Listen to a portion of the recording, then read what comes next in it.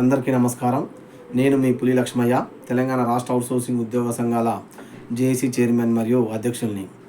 ఈరోజు తెలంగాణ రాష్ట్ర outsourcing JAC పిలుపు మేరకు తెలంగాణ రాష్ట్రంలో అన్ని జిల్లాలలో అన్ని డిపార్ట్మెంట్లో అవుట్సోర్సింగ్ ఉద్యోగస్తులు మనతోటి చనిపోయినటువంటి ఉద్యోగస్తులు శ్రీధర్ బాబు గారి మృతికి ఘనంగా నివాళులర్పించి, అదేవిధంగా అధికారులు ఏజెన్సీల ఒత్తిడిని తగ్గించాలని చెప్పి అందరూ కూడా నల్ల బ్యాడ్జులు ధరించి ఇవాళ ఐక్యత చాటుకున్నారు. రాబోయే రోజుల్లో కూడా ఇంకా రాష్ట్రంలో ఉన్న 5 లక్షల మంది అవుట్సోర్సింగ్ ఉద్యోగస్తులు కూడా ఇంకా ముందుకు రావాలి. ఎప్పుడైతే మనందరం కూడా ముందుకు వస్తామో అప్పుడే ప్రభుత్వం కూడా తల వంచడానికి అవకాశం ఉన్నాయి. ఈరోజు ప్రతి ఒక్కరం ఒక చెయ్యి కలపాల్సిందే. ఒక గొంతు కలిపి అనేక గొంతుల్లాగా తయారయ్యి నాడు తెలంగాణ ఉద్యమాన్ని స్ఫూర్తి చేసుకున్నట్టే ఈరోజు కూడా అన్ని స్వచ్ఛందంగా ప్రతి డిపార్ట్మెంట్ అవుట్సోర్సింగ్ ఉద్యోగస్తులు కూడా కదిలి రావాలి.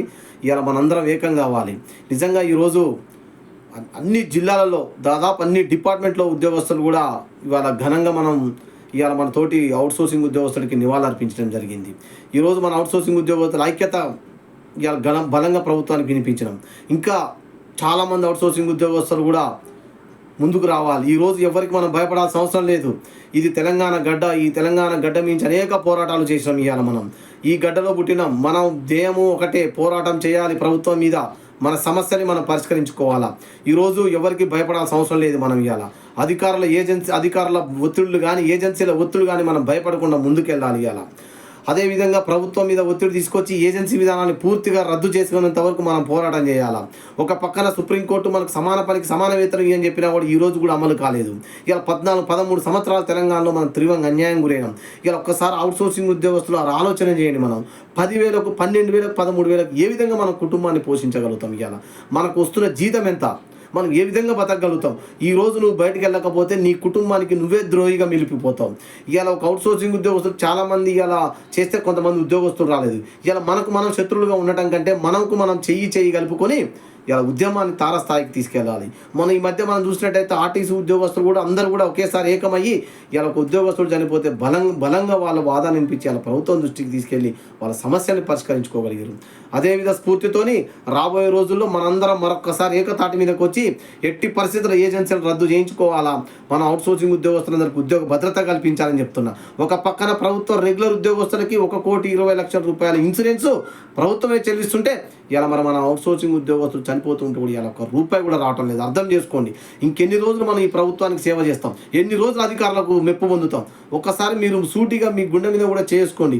ఇవాళ మనం పనిచేస్తుంది ప్రభుత్వాలకు అధికారులకే, కానీ ఒక్కసారి మనకి ఏదైతే ఆ ప్రభుత్వం కానీ అధికారి కానీ ఏజెన్సీ కానీ మన వంకలు కూడా చూడరని అర్థం చేసుకోండి.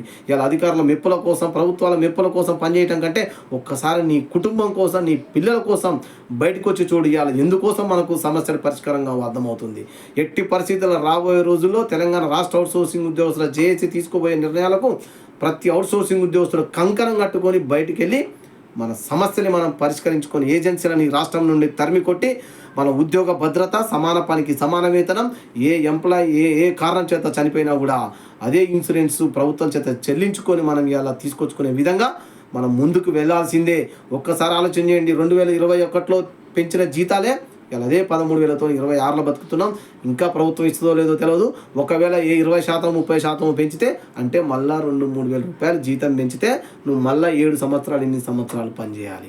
ఒక్కసారి అందుకే ఇదే సరైన సమయంలో ఉద్యమాన్ని తారస్థాయికి తీసుకెళ్ళి ప్రభుత్వం మీద ఒత్తిడి తీసుకొచ్చి జూలైలో ఖచ్చితంగా మనం సమ్మెకు 100% వెళ్ళి ప్రభుత్వం మెడలు వంచైనా మన సమస్యని మనం పరిష్కరించే దిశగా తెలంగాణ రాష్ట్ర అవుట్సోర్సింగ్ ఉద్యోగస్తులు చేసి పోరాటం చేస్తుంది.